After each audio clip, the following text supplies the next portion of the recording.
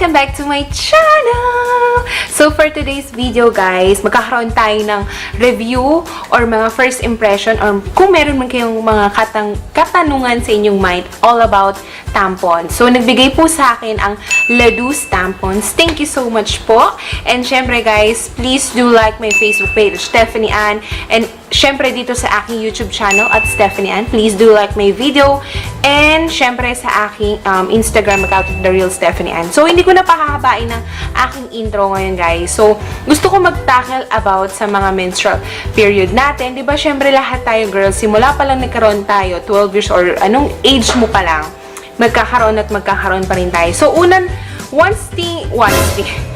thing in our mind, syempre, mas prefer natin gamitin ng pads. That's a napkin. Syempre, marami lumalabas ng mga napkins dito sa Pilipinas na syempre guys, sa Pilipinas, yun talaga yung ating unang sandata for menstrual period. So, bumibili agad tayo ng napkins. Syempre ngayon guys, meron na tayong bagong pwedeng kaibigan, lalo na sa ating period. So, ito yung Ladouce Tampons. Ayan guys. They have 3 variants. So, ipapakita ko sa inyo. Ito yung super, ibig sabihin, pag marami ng, or let's say, malakas yung mens nyo sa first day, pwede nyo siyang gamitin. Ito.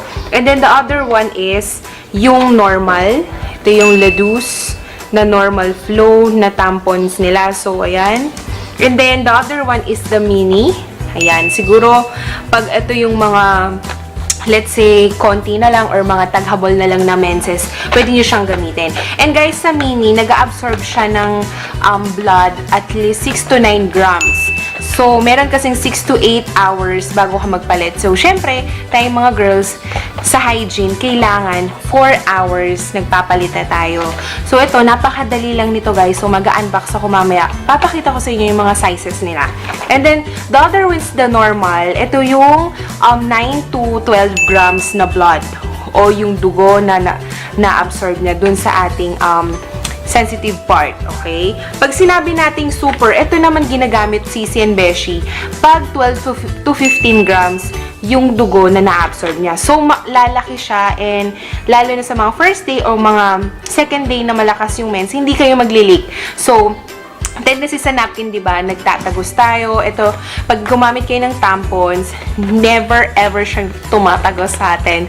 Lalo na sa mga underwear natin, ganyan. So, ito siya. Papakita ko sa inyo, guys, kung ano yung pagkakaiba ng mga sizes ng super, normal, and then yung mini.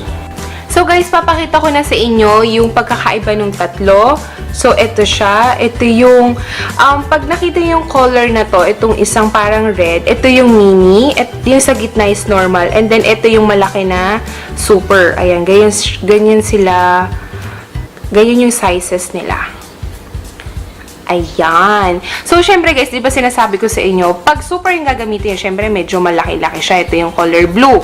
And then, pag normal, ito naman. And then, yung mini. Guys, ito talaga, alam niyo yun, parang, nung na-try ko siya at first, napakadali lang yung i-apply. Syempre, may mga mindset tayo na, hala, paano yan, mawawala yung virginity, eklabo ko, diba? So, girls, hindi naman talaga siya yung parang mahirap i-apply. Eh, napakadali lang. Kasi, ang taga-push lang naman nito is yung index finger natin. But, syempre, bago nyo i-apply ito sa inyong sensitive part, you need to have a hand wash. Or, syempre, maging, alam mo, sterile natin yung ating mga kamay. Hindi basta-basta. Kaya nga, sensitive area, diba? Mahirap na magkaroon ng bacteria.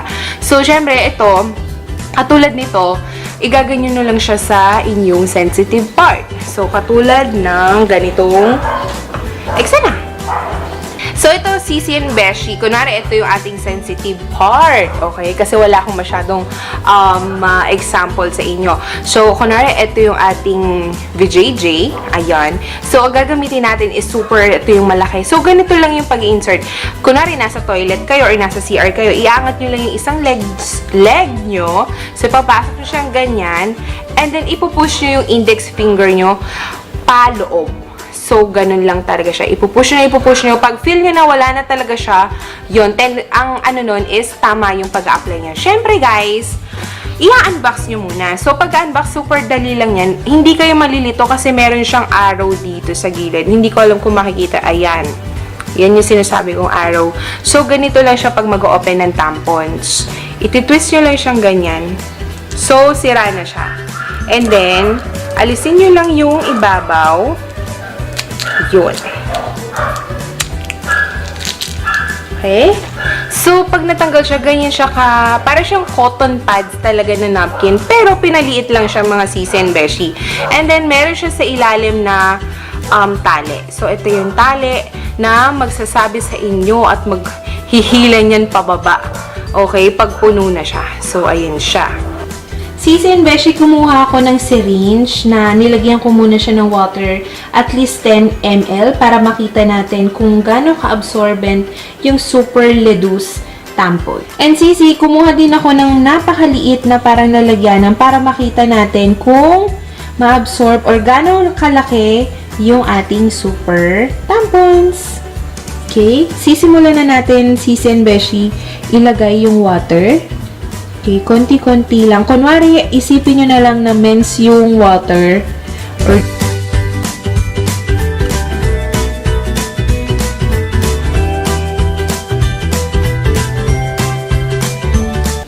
ito na, Sissy, yung ating na-absorb ng Super Ladouce Tampon. So, guys, ayan. Try natin, mga Sissy, na lagyan ng 5 ml or kalahati ng 10 ml.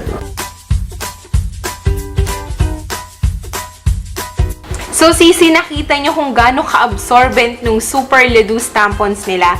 At least 15 ml na yung nilagay ko dito. Nag-induce ako using the syringe. So, ayan, na-absorb pa rin niya and walang water. And then, hindi talaga siya nag-leak.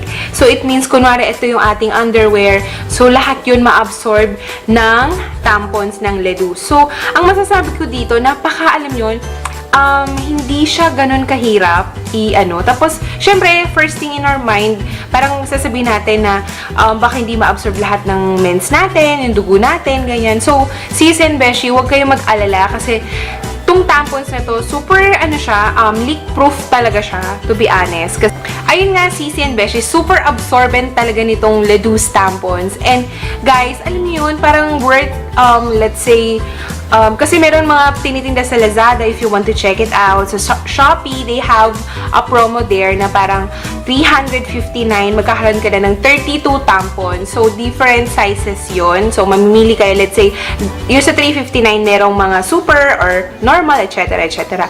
And then, guys, you can click the link under my description box. Nandun yung mga link ng Ladouce, kung ano ba, saan ba sila mga order, or let's say, bakit siya magandang gamitin. And alam nyo, guys, ito lang talaga sa Pilipinas, yung kilala kong tampons. Sa ibang bansa kasi Tampax. So, ilalagay ko na lang dito kung ano yung itsura ng Tampax, yon. Ito, Sissy and Beshi, hindi siya mahirap i-apply kasi ito lang gagamitin mo, yung dalawang finger mo, and then yung panulak mo is yung index finger. Siyempre, Sissy, hindi ko naman sinasabi sa inyo na parang wag na kayong gumamit ng napkin. Pero mas gusto ko kasi, mas convenient way na tayo. Minsan kasi si napkin, nasisira siya every time na naglalagay tayo sa ating mga bags. Kasi wala naman talagang lalagyanan ng maganda ang napkin. Unlike dito, meron silang plastic. Sterile siya, guys, kasi safe yung plastic, hindi agad-agad nasisira yung plastic ng Ladouce Tampon. So, yun, marirecommend ko sa inyo mga Sissy and Beshi, lalo kung first timer ka nagagamit ng tampons, don't hesitate.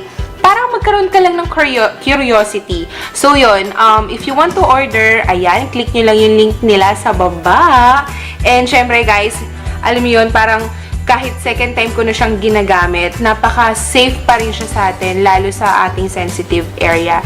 So, yun, ano pang hinihintay nyo mga Sissy and Beshi, umorder na kayo and try nyo tong Ladouce Tampons nila. So, yun, guys, thank you for watching and thank you also Ladouce Tampons for giving me some of this, ito yung products nila na nasa likod ko. And guys, syempre, magkakaroon tayong pag-giveaway! Okay? I-share nyo naman mga Sissy and Beshi yung mga experiences nyo kung nakapag-try na kayo ng tampon. So, i-share nyo sa baba ng aking comment box. So, yun, magkakaroon tayo ng communication. And, bakit nyo gustong gamitin ang Ladouce Tampons or ayun guys, kung nakapag-try na kayo ng Ladouce Tampons, i-share nyo naman yung mga experiences nyo, nahirapan ba kayo, okay ba siya, para mabasa natin and ma-replyan ko kayo. And syempre guys, hindi lang Ladouce yung ibibigay ko sa inyo. Syempre magbibigay rin ako sa inyo ng t-shirt, So, syempre, ilalabas ko na siya next vlog na t-shirt ko na limited edition lang. Na syempre, gusto kong i-share sa inyo yon. And hopefully, dumami yung releasing ng t-shirts ko. Sissy and Beshi, kung tatanungin nyo kung ano yung matatanggap nyo sa aking pag-giveaway, syempre yung aking limited shirt na nakalagay yung name ko. And also, itong tatlong variant ng Ladouce Tampons. So, magkakaroon ka ng mini, normal, and super. So, yeah. Sissy and Beshi, ano pang hinihintay nyo? Sumali kayo sa aking pag-giveaway with the hashtag Ladouce Tampons giveaway. Syempre, yung may mga hashtag na yun, doon ako pipili ng mananalo. So, again, ito yung mapapanalunan nyo. Diba? Para matry nyo, hindi lang ako, syempre, yung mga viewers and subscribers ko, may experience nyo kung gaano kaganda ang Ladouce Tampons. Syempre, ang aking limited t-shirt. So, sali ka na, Sissy and Beshi. But anyway, syempre guys, thank you for watching. Thank you, Ladouce Tampons, for sending me Maganda products. Okay? So, Sissy and Beshi, thank you for watching again and see you on my next video.